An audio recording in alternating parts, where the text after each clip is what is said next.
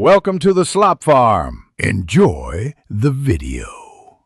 You start by confirming your Google account and that Play balance is active. You need the exact amount available. Open the Play Store app, tap your profile icon, then Payments and Subscriptions to view balances and methods. Once visible, make sure the payment method you want to use is default if needed.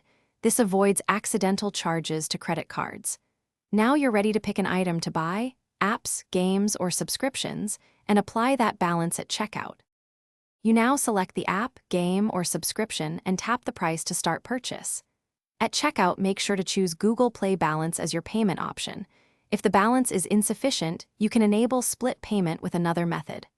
Once chosen, review the order summary, taxes, and final charge so you know how much remains in balance. After confirming the payment, the item downloads or the subscription activates immediately. Save receipts in your Google account for records. Finish by verifying the purchase in order history and checking the remaining Play balance. You can manage subscriptions from Payments and Subscriptions. If the balance didn't apply, make sure you are using the same Google account, confirm your country supports Play balance use, and check for any policy restrictions.